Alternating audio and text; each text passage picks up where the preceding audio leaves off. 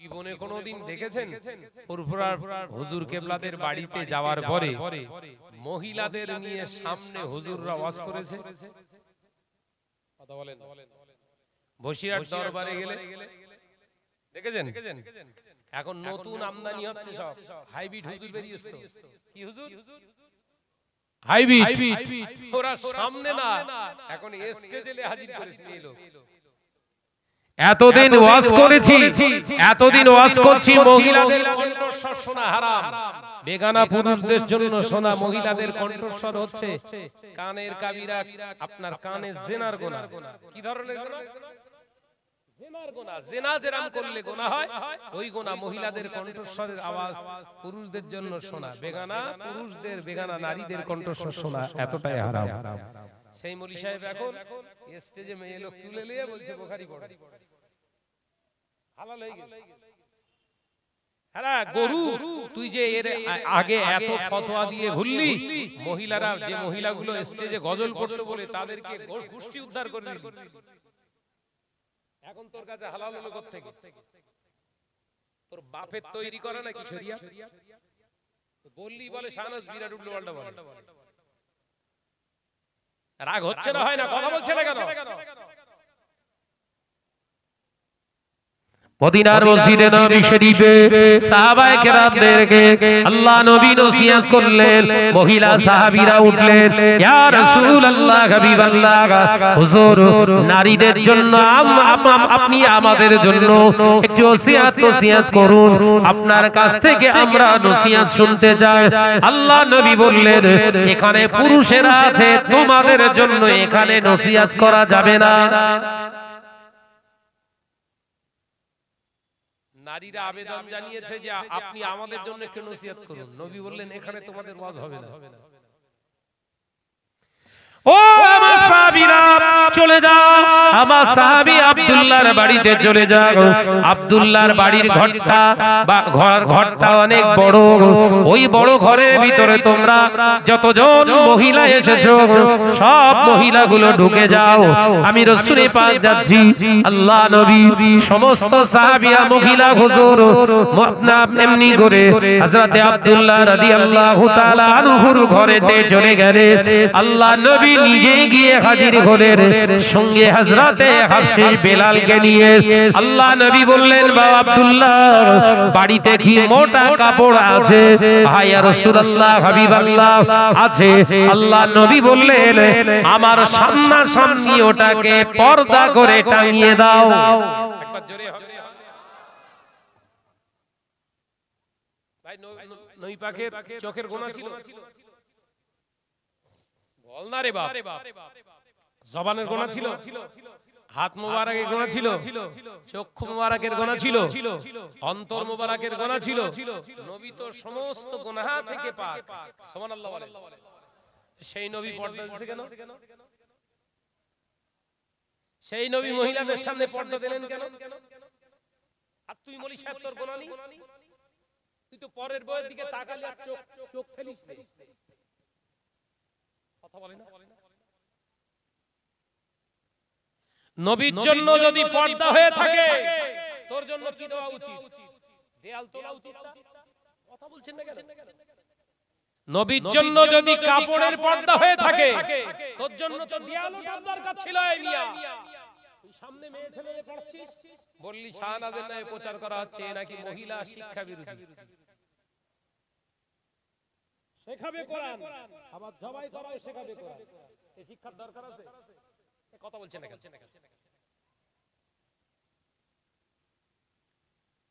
যে কোরআন শিখে সেই কোরআনকে যদি নিজের জীবনে বাস্তবায়িত না করে কোরআনের বিরুদ্ধে চরিত্র তৈরি করতে হয়, ও শিক্ষা করাটাও তো হারাম। কথা বলছেন না কেন? প্রতিবাদ করছি। কচ্ছপ মৌলী সাহেব, গদ্ধব মৌলী সাহেব, আপনার কালু মোল্লা মৌলী সাহেব, কুতু হুজুর, মুতু হুজুর, কত রকম হুজুর এখন সব শাহনাজকে নিয়ে পড়ে আছে। শাহনাজ দেখেন সোশ্যাল মিডিয়ায়, দেখ কত ক্যামেরা, দেখ এরা আবার এই কাটছাট করে ছাড়বে, আবার জ্বলন শুরু হবে।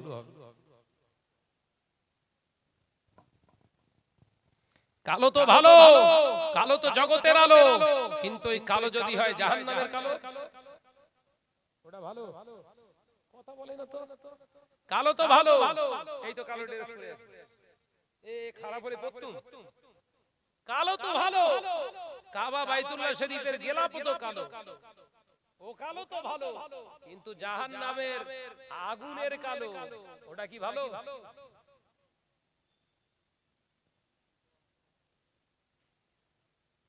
সব কালো কালো হয় না, সব কালো কালো হয় না।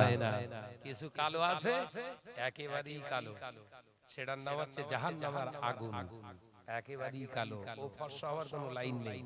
তা কিছু মলি সাহেব বেরিয়েছে কেলে, একেবারে কেলে, সকালবেলা যা বলে বিকেল বেলা তার উল্টো বলে, কথা বুঝতে পারছেন নাকি? ও যেদিকে পড়ে পানি সেদিকে ধরে ছাতা, এই কথা বলে, যেদিকে পড়ে পানি সেদিকে ধরে ছাতা, এ কেলে সেই কেলে না, ও পুরোপুরি কেলে। এমনি বলিস আমি, আল্লাহ এই সমস্ত ফিতনাদেরকে মুসলিম সমাজ থেকে আল্লাহ বিচ্ছিন্ন করে দেন, বলুন আমিন। আর জোরে বলি আল্লাহুম্মা আমিন। যত এরা সমাজে, এরা যত সমাজে স্ট্রেস পাবে, তত সমাজ আরো কুশলিত হবে, জাহান্নামীমুখী হবে। দাদা হুজুর বলেননি, আব্দুল হক মুহাদ্দিস দেহলভী রাহমাতুল্লাহ আলাইহি বলেননি, হাজী ইমদাদুল্লাহ মুহাজিরে মাক্কি রাহমাতুল্লাহ আলাইহি বলেননি, তাবলীগ জামাতের আশরাফ আলী থানভী সাহেব রাহমাতুল্লাহ আলাইহি বলেননি, বড় বড় ওলিয়ে বিদ্বান আল্লাহ ওয়ালারা বলে যেতে বলেন না নবীরা সব ভিখারির বাচ্চা। হাইব্রিড ওলি সাহেব বলছে ভিখারির বাচ্চা, এই শুনেননি? একটু আগে আমার মাতাব ভাই বলছিল তো, এদের বিরুদ্ধে প্রতিবাদ করব তো কি প্রত্যেককে বাড়িতে শুয়ে থাকা ভালো? কথা বলছেন না কেন? নবী পাক সাল্লাল্লাহু আলাইহি ওয়াসাল্লামকে কাউ ভাই বলছে, কি ভাই? জোরে বল না রে ভাই। আরে রাখাল রাখাল, অথচ আল্লাহ কোরআনে বললেন ইয়া আইয়ুহাল্লাযীনা আমানু ওয়ালা তাকুলু রাআইনা, কি বলছে? ওয়ালা তাকুলু রাআইনা। এই রাআইনা শব্দের অর্থ হলো রাখাল। ইহুদিরা কাফেররা রাসূল পাক সাল্লাল্লাহু আলাইহি ওয়াসাল্লামকে ডাকতেন রাখাল বলে, নাউযুবিল্লাহ। আল্লাহ বললেন ওয়ালা তাকুলু, তোমরা বলো না, খবরদার তোমরা বলবে না, রাআইনা, আমার হাবিবকে তোমরা রাখাল বলবে না। আল্লাহ নিষেধ করছেন, আর এই কালিমুল্লাহ বলছে এর ছেড়ে দেওয়া যাবে?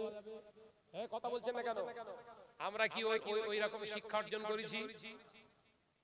জীবন চলে যাবে, জীবন দিয়ে দিতে প্রস্তুত শাহনাজ, অন্যায়কে সাপোর্ট করে বাঁচতে 1 মিনিট রাজি না।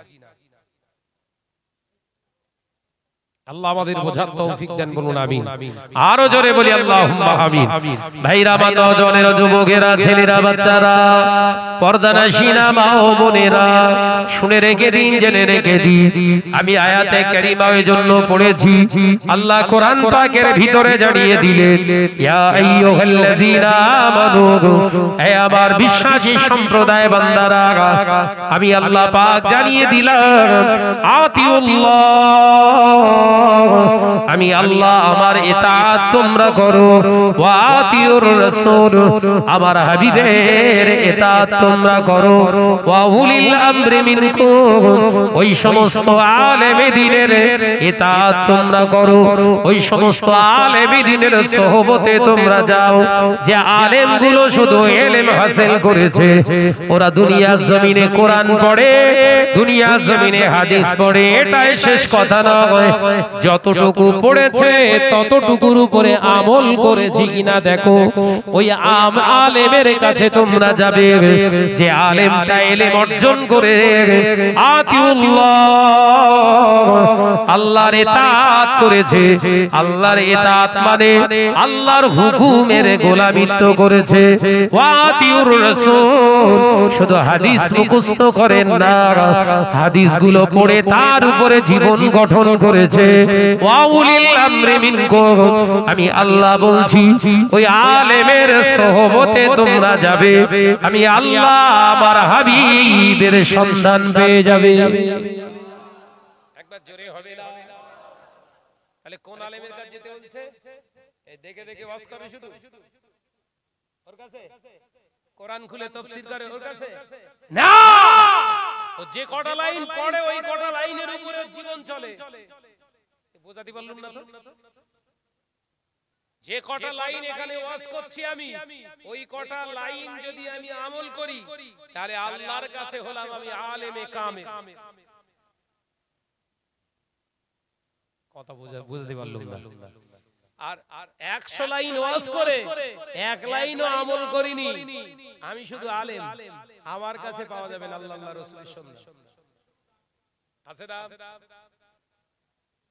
ওই আলেমরাই তো বলতেছে আমরাই হলাম সেরা। আবার সে এমন ঢাকা মারে দেয় মনে হয় ওর বাপের পৈতৃক সম্পত্তির উপর বসে দিয়েছে। সেবড়ে দিতে পারি। আমি বললাম না, এই সময় দরকার ছিল সরকারি ভাবে বৈধতা দেয়া। কি করা? কথা বুঝাচ্ছেন না? আমার ভারতবর্ষের ল কনস্টিটিউশন আমাদেরকে ওই শিক্ষা দেয় না, ওই জন্য বেঁধে যায়। নইলে ইসলামী ল অনুযায়ী এই যে যারা বলেছে নবীকে কাউবয়, যারা বলেছে নবীকে ভিখারির বাচ্চা, এদেরকে যে মৌলভী সাহেবরা যুক্তি বুদ্ধি দিয়ে সাপোর্ট করে চালানো সব কটা পেড়ে দিতে পারে। অন ক্যামেরায় বলছি। আরে ফতোয়ার কিতাবের শরিয়ারা কাফের। সমাজে যে কাফের ঘুরছে এরা কাফের, ও কাফের আলাদা। আর যারা বিশ্বাস করে আমানতু বিল্লাহি, আল্লাহ এক, আল্লাহকে আমি রব বলে ঘোষণা করলাম, ওয়া মালাইকাতিহি, এবং আল্লাহর ফেরেশতাদের বিশ্বাস করলাম, আর রাসূলিহি, আল্লাহর রাসূল আল্লাহর নবীদের প্রতি বিশ্বাস আনলাম, ওয়া কিতাবিহি ওয়া কুতুবিহি, সমস্ত কিতাবীদের উপরে আমি কিতাবের উপরে বিশ্বাস করলাম। এই সমস্ত মিয়াগুলো যখন নবীকে ভিখারির বাচ্চা বলে, কাউবয় বলে, এদের শরীয়তের ফতোয়া হলো কাফের। এরা কুফরি করেছে, সঙ্গে সঙ্গে এদের কতল করার হুকুম।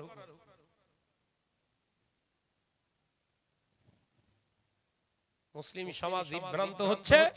আজকে ঘরে ঘরে লোন, ঘরে ঘরে সব লোন, মুরত নেই, দুটো লোন নো ইন্টারেস্টে দিয়ে মানুষকে হারাম থেকে বাঁচানোর। হ্যাঁ, তোমার এখনো ক্ষমতা হলো না, বড় বড় ভাষণ দিচ্ছ, ফুরফা হুজুরদের ভুল ধরছ। ফুরফা হুজুররা খারাপ, ফুরফুরা হুজুররা হারামখোর।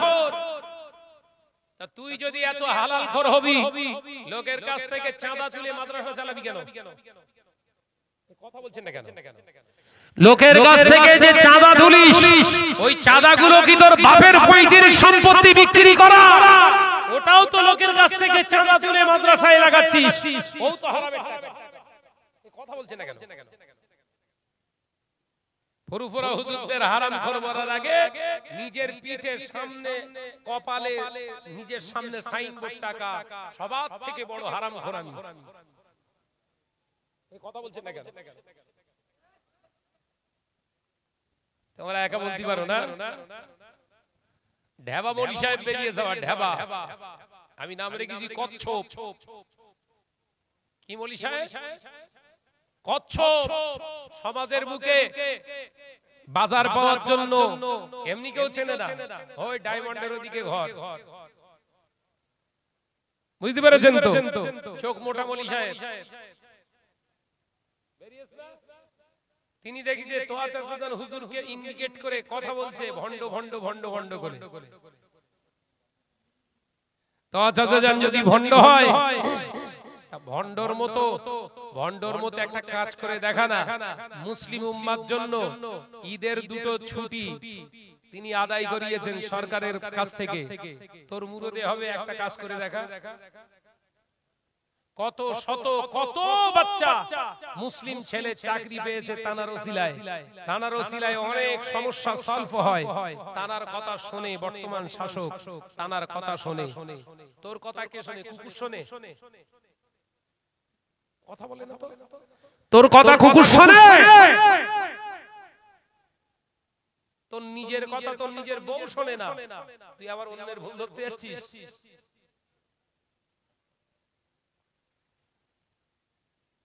আমার শুধু আফসোস হয়, কি বলেন দিন, এই সময় হযরতে ওমর রাদিয়াল্লাহু তাআলা আনহু কেন বেঁচে নেই? সব পেড়ে দিত। কথা বলছেন না কেন? হযরতে ওমর যদি হায়াতে থাকতেন এই সব কটা পিসকে আগে জবাই করত। কুরবানি চাঁদের আসার আগে এগুলোকে কুরবানি হতো। হযরত ওমর রাদিয়াল্লাহু তাআলা আনহু মদিনার মসজিদে নববী শরীফে বললেন, ও আমার নবী পাকের সাহাবীরা, মায়েরা, আমি ওমর বলছি, আজকের পর থেকে আর তোমরা মসজিদে নামাজ পড়তে আসবে না। কে বলছে? শুনছেন নাকি? হযরতে ওমর রাদিয়াল্লাহু তাআলা আনহু বললেন, ও নবী পাকের পাগলেরা, ও মায়েরা, বোনেরা, রাগ করবেন না। আমি ওমর, আমি চিন্তা ভাবনা করে দেখেছি সমাজে ফিতনা বেড়ে যাচ্ছে। ফিতনা বাড়ার কারণে আমি ওমর ডিসিশন নিলাম, আমি কিয়াস করলাম, ইজমা করলাম। আমি ইজমার দ্বারা চিন্তা করে দেখলাম মহিলাদের জন্য এই রাতের অন্ধকারে নামাজ পড়তে আসাটা ঠিক নয়। তাই আজকে থেকে তোমরা মসজিদে নামাজ পড়তে এসো না, তোমরা নিজেরা ওয়াক্তের নামাজগুলো বাড়িতে আদায় করে নেবে, বাড়িতে ওয়াক্তের নামাজগুলো আদায় করে নেবে। আমার আল্লাহ তোমাদেরকে অবশ্যই সেই সাবধান করে দেবে। হযরতে ওমর কি করলেন? মসজিদে মহিলাদের আসা নিষেধ করলেন। কিসের ভয়ে? ফিতনা। কথা বুঝাচ্ছেন নাকি?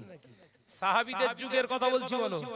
সাহাবী দেখতে পাচ্ছে ফিতনা, আরে মৌলী সাহেব দেখতে পাচ্ছে না, পাশে মৌলী সাহেব বসে আছে, মৌলী সাহেবের পাশে মেয়ে ছেলে বসে আছে, এই ফিতনা দেখতে পায় না।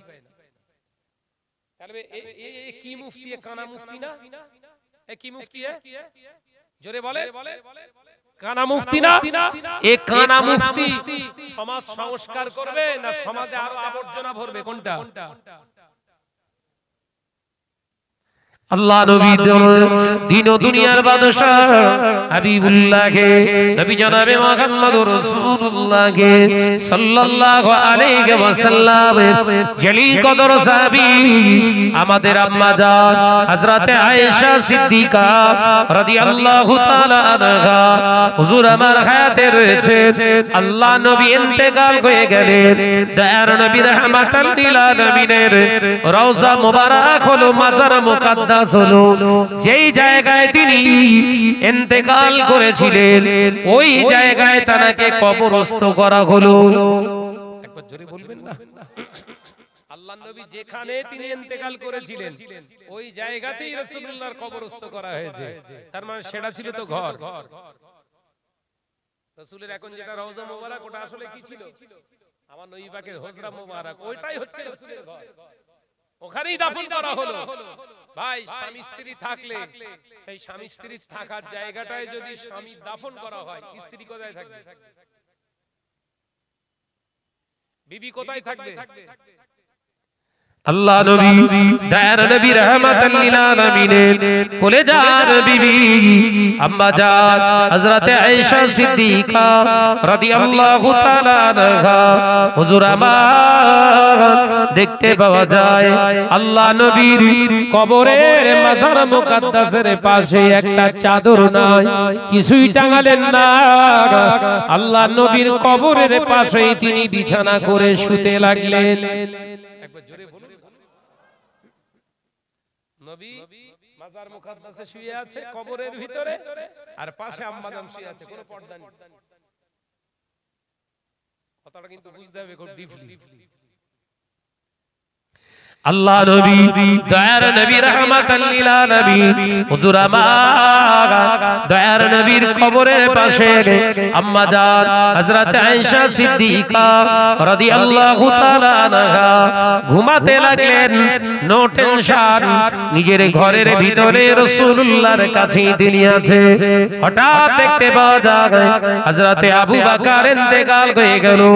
হযরত আবু বকর আরজু জানালেন আমার রওজা মোবারকটা, আমার কবরটা আমার রাসূলুল্লাহর পাশে দেয়া হবে। ওসিয়াত করে গেলেন। হযরতে আবু বকরের ওসিয়াত মাফিক আল্লাহর নবীর পাশেই তানাকে দাফন করে দেয়া হলো। একবার জোরে বলবেন না? ঘর ডাকা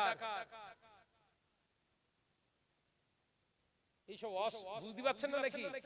ঘর ডাকা রাসূলের তো ওই ঘরেই তো আম্মা জান আয়েশা শুচ্ছে। ওই ঘরে এখন শুয়েছে কে? কথা বলে না তো। হযরতে আম্মা জান আয়েশা সিদ্দিকা রাদিয়াল্লাহু তাআলা আনহা আব্বা জান তখন দয়ার নবীর পাক বিবি আম্মা জান হযরতে আয়েশা সিদ্দিকা রাদিয়াল্লাহু তাআলা আনহা তিনি মাঝখান দিয়ে পর্দা দিলেন না, কারণ বাপের সামনে মেয়ের পর্দা থাকে না, মেয়ের পর্দা করা আবশ্যক নয়। ও নওজোয়ানেরা, যুবকেরা, ছেলেরা, বাচ্চারা, হযরতে ওমর খলিফা পদে নিযুক্ত হয়ে গেলেন। হযরতে ওমরকে আবু লুলু নামক একজন মুনাফিক নামাজি হালাতে আক্রমণ করলেন। আল্লাহর নবীর সাহাবী হযরতে ওমর জখম হয়ে গেলেন। হযরতে ওমর জখম অবস্থায় হুজুর 40 দিনের মতো হায়াতে ছিলেন। ওই 40 দিনের ভিতরে ওর নিজের ছেলে আব্দুল্লাহকে বললেন, ও আবার আব্দুল্লাহ ইবনে ওমর, বাবা আব্দুল্লাহ তুমি যাও আম্মা জান আয়েশাকে যে একটু জানাও আমার রাসূলুল্লাহর মাজার মুকাদ্দাসের পাশে যেন আমাকে একটু শোবার মতো জায়গা করে দেন, আমার কবরটা যেন আম্মা জান হযরতে আয়েশা সিদ্দিকা আমার রাসূলুল্লাহর কবরের পাশে আমার কবরটা হতে দেন। আর ওই জায়গাটা নিজের জন্য বরাদ্দ করেছিলেন আম্মা জান। আম্মা জান আয়েশা মনে করেছিলেন আমি ইন্তেকাল করব, আমার আব্বা জানের পাশেই আমাকে কবরস্থ করা হবে। আর সেই জায়গার দাবি তুলেছে কে? বল না রে, কে? হযরতে ওমর। ওমর প্রস্তাব পাঠালেন ছেলেকে দিয়ে। হযরতে আব্দুল্লাহ এসে হযরতে আম্মা জান আয়েশাকে বললেন, আম্মা আব্বা জান এই আবদার আপনার কাছে রেখেছেন। এর অনেক অনেক ডিপলি ইতিহাস, শুধু বোঝানোর জন্য একটুখানি আমি আপনাদের কাছে জানাচ্ছি।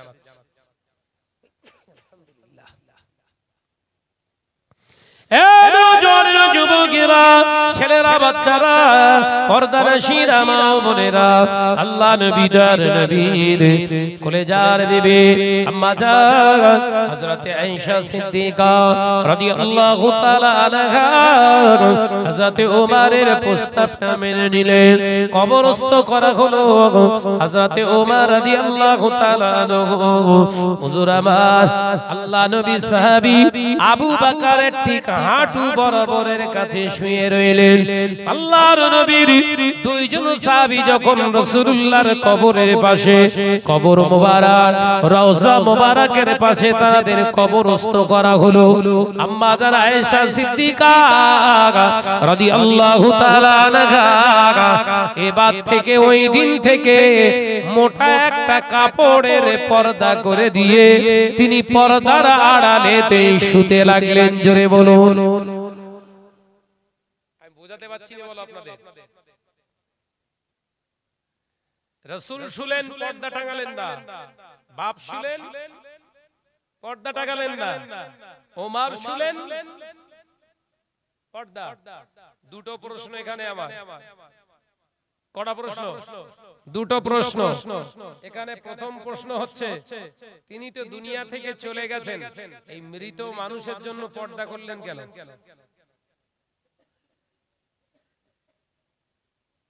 আমার আলোচনা বুঝতে পারছেন না? রাসূলুল্লাহ তো দুনিয়া ছেড়েছেন, আবু বকরও তো দুনিয়া ছেড়েছেন, হযরত ওমরও তো দুনিয়া ছেড়েছেন। মৃত মানুষের জন্য যদি পর্দা করার দরকার হয়, এই মৌলী সাহেবের পর্দার দরকার আছে না? তাহলে মুফতি না বাগান ঠেলা?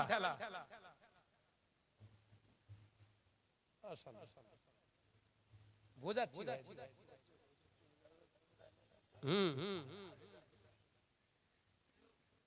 এই কথা বলে না কেন? ছেড়ে দাও ভাই এসে। তাহলে আম্মা জান আয়েশা রাদিয়াল্লাহু তাআলা আনহা স্বামীর জন্য পর্দা করলেন না, বাপের জন্য পর্দা করলেন না, দুজনা ইন্তেকাল করেছে। তারপরে হযরত ওমরের কবরস্থ করার পরে পর্দা টাঙালেন। তাহলে মৌলী সাহেবের এখনো কি আক্কেল মাড়ি উঠেস বলে মনে হয়?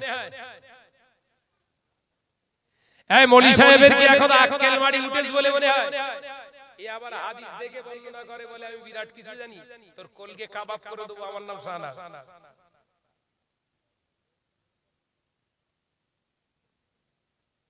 এইসব ফিতনাদের হাত থেকে নিজেকে বাঁচান। কাটতে বলেন। এই যে নসিহতটা দিয়ে গেলাম, ওদের কত বিদ্যার দৌড় আছে, এই নসিহতটা খণ্ডন করুক, এই হাদিসটা ওরা খণ্ডন করুক। যদি বাপের বেটা হয়ে থাকে চ্যালেঞ্জ করলাম, ওদের গোষ্ঠী শুদ্ধ যদি এসে লেগে যায়, ওদের ক্ষমতা নেই, খুঁজে পাবে না। তাহলে মৃত ওমরের জন্য যদি আম্মা জান আয়েশা পর্দা ফরজ করে ফেলে নিজের জন্য, এরা জ্যান্ত হুজুর পাশে বসিয়ে মেয়ে ছেলে দিয়ে পড়াই কি করে? বললি শাহনাজ বিরোধী? বললি শাহনাজ বিরোধী না তুই বিরোধী? আল্লাহ আমাদের সকলকে হেফাজত করেন, বলুন আমিন। আমি জাস্ট আপনাদের ভালোবাসি, ভাঙড়ের মানুষ, আপনাদের ঈমান আকীদা সব দাদা পীর রহমাতুল্লাহ আলাইহির সঙ্গে। কথা ঠিক না বুঝজোরে বলে যে আমরা দাদা হুজুরকে ফলো করব, তাই তো নাকি জোরে বলে? পাঁচ হুজুর কেবলাকে ফলো করব। আর যদি কেউ হুজুর সাজতে যায়, দাদা হুজুরের নকশার সঙ্গে নকশা মেলাবো, যদি না মেলে ভালো, যদি মেলে ভালো, না মেলে চলে গেল। আল্লাহ আমাদের সকলকে বোঝার তৌফিক দেন, বলুন আমিন। আমি আমার ভাই এসে তাকবীর দিলাম না, একটু জোরে ঝেড়ে মারেন দিন, নারায়ে তাকবীর। মৌলী সাহেবদের অন্তত আক্কেল মারি, তাকবীর দেন, নারায়ে তাকবীর, জোরে বলেন নারায়ে তাকবীর। সিলসিলা হক মুজাদ্দিদুজ জামান জনাব আলহাজ হাফেজ মাওলানা ভাই সাইফুল্লাহ সাহেব, জনাব আলহাজ হযরত মাওলানা ভাই হাফেজ সাইফুল্লাহ সাহেব, নারায়ে তাকবীর, দরুদ শরীফ, আল্লাহুম্মা।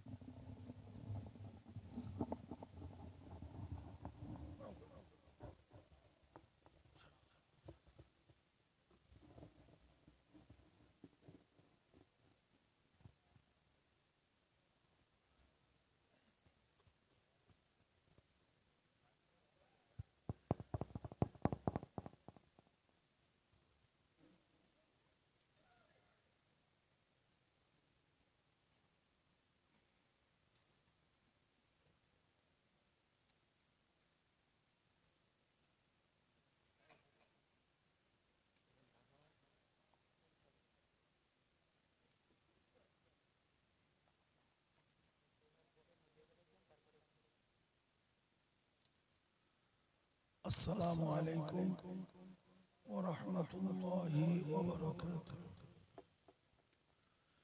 أعوذ بالله من الشيطان الرجيم.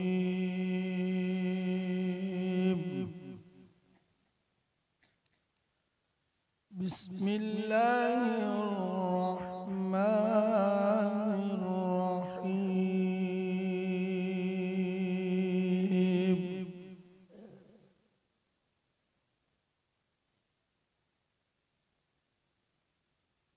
قل هذه سبيلي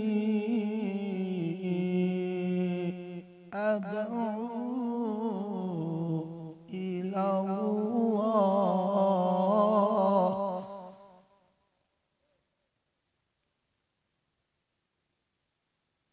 أدعو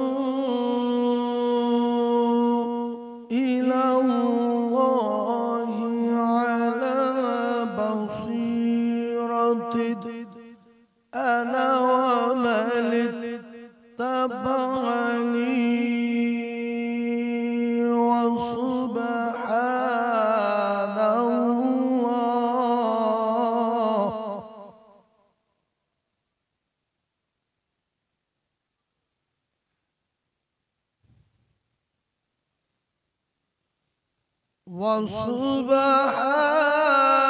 وسبحان الله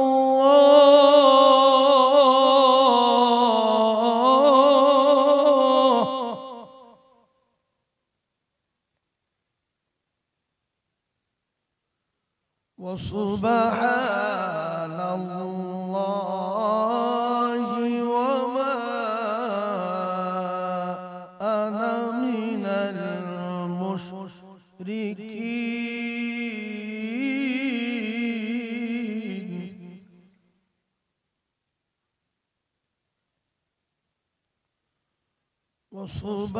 وسبحان الله وما أنا من المشركين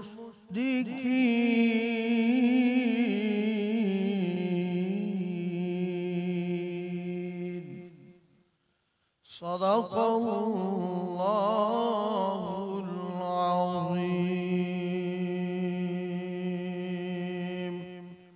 درود شریف اللهم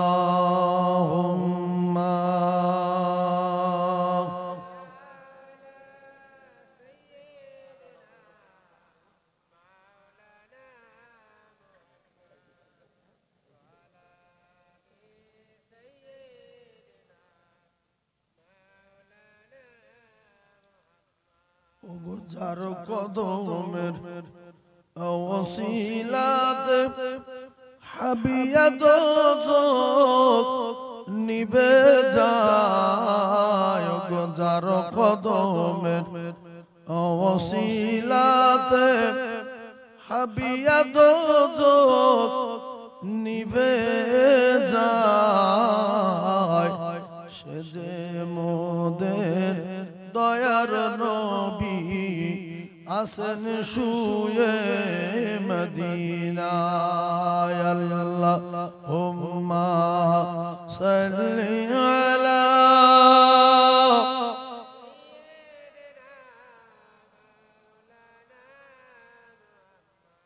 ওয়া আলা আলি সাইয়্যিদিনা মাওলানা মুহাম্মদ বলো লা ইলাহা লা ইলাহা লা ইলাহা ইল্লাল্লাহ মুহাম্মাদুর রাসূলুল্লাহ বলেন সুবহানাল্লাহ والحمد لله لا إله إلا الله لا إله إلا الله محمد رسول الله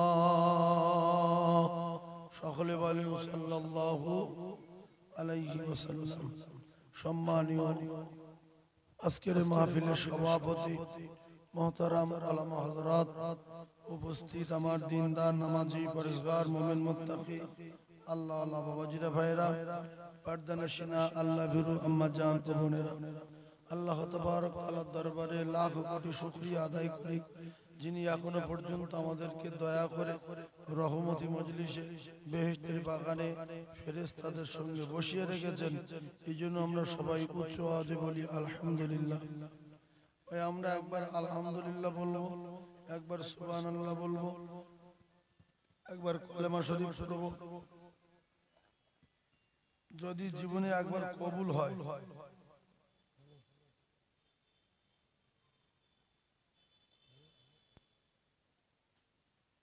তাহলে আমাদের লাইন ক্লিয়ার হয়ে যাবে শুধু একবার কবুল হওয়ার ব্যাপার।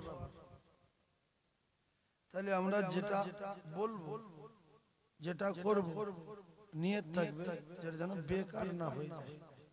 যে আল্লাহ আমার সুবহানাল্লাহটা যেন কবুল হয়, আমার আলহামদুলিল্লাহটা যেন কবুল হয়, আমার আল্লাহু আকবারটা যেন কবুল হয়, আমার নামাজটা যেন কবুল হয়, আমার দরুদটা যেন কবুল হয়। জীবনে কবুলিয়াতের নিয়তে যদি একটা আমল আল্লাহর দরবারে কবুল হয় তো লাইন ক্লিয়ার।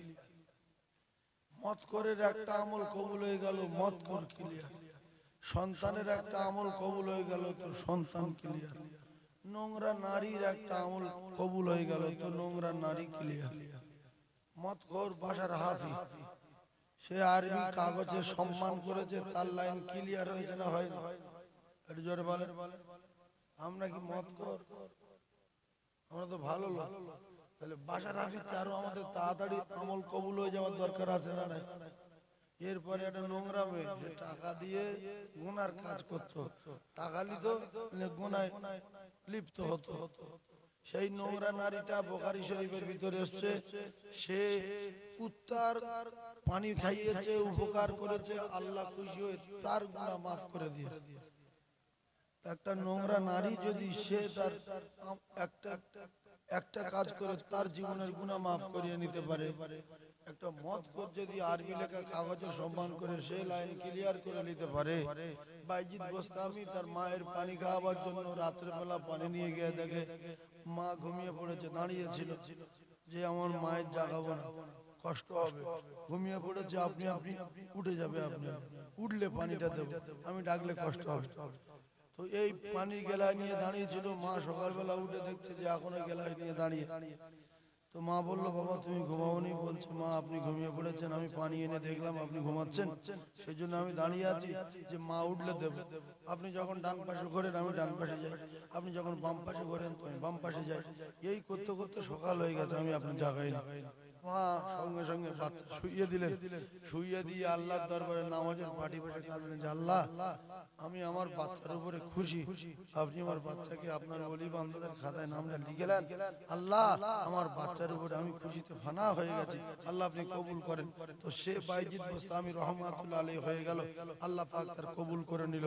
সেই জন্য আমরা ফালতু সুবহানাল্লাহ বলবো না, চিন্তা ভাবনা করে বলবো যে আল্লাহ ভক্তি ভরে সুবহানাল্লাহটা বলছি, কবুল করেন। আল্লাহ দরুদ শরীফ অনেক কষ্ট করে রাত 12টার পরে পড়ছি, কবুল করেন। আল্লাহ আল্লাহু আকবার, আল্লাহ মহান, আল্লাহ বড় বলছি, আপনি কবুল করেন। তাহলে কবুলিয়াতের নিয়তে যদি আমল, হাদিসের মানে ওই হাদিসের ইসতিলাহি মানে ওই হাদিসের গারজিয়াত ওই মৌলী সাহেবের কাছে পাওয়া সম্ভব নয়। ওই জন্য আমাদের ক্লাসে হুজুর কেবলারা যখন পড়াতেন একসঙ্গে দুটো চারটে হাদিস বলে তারপর ক্লাস স্টপ করে দিতেন আর বোঝাতেন না। এইভাবে ক্লাস হতো, দুটো তিনটে হাদিস বর্ণনা করে স্টপ, আর আজকে ক্লাস হবে না, কালকে ইনশাআল্লাহ।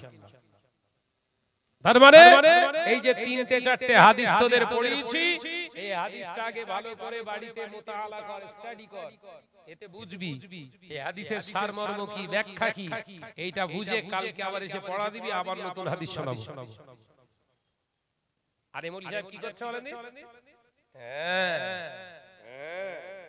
দেখাচ্ছি, কথা বলতে গেলে করে, কথা বলছেন না কেন? আপনারা বুঝতে পারছেন তো? এরা যদি সমাজ সংস্কারক হয় আর এ যদি মুজাহিদে মিল্লাত হয়, তাহলে শয়তান কারা? শয়তান কারা? এরা হাদিস খোঁজে কখন? যেমন ফুরফুরা হুজুররা কোন একটা ভুল করে, এরা ঠিক বের করে সেই হাদিসটা দিয়ে এটা ভুল, চলবে না, হারাম। কিন্তু ও নিজে এতটা পায়খানার ভেতর ডুবে আছে, ওর হাদিস খুঁজে পাই না। অপরের দোষ ত্রুটি দেখে দেখে যারা বেড়ায়, এরা আসলে কারা? এই ব্যক্তিটা আলেম, অপরের ত্রুটি খুঁজে যে বেড়ায় এ হচ্ছে গদ্ধব, এক নম্বরের গদ্ধব। আর সেটাই হচ্ছে বাস্তব। অপরের ত্রুটি ধরে বেড়াচ্ছ, চিন্তা করেন তো, মুসলিম সমাজ আজকে হারামে সয়লাব হয়ে যাচ্ছে, সেই হারাম থেকে মুসলিম সমাজকে বাঁচাবে কি করে? আর একটা হারাম সামনে এনে হাজির করে। হারাম থেকে বাঁচাবে কি করে জাতিকে, এ নসিহত নেই, আবার একটা হারাম সামনে উপস্থিত করেছে। এই বলবো হারামটা কি বলবো আপনারা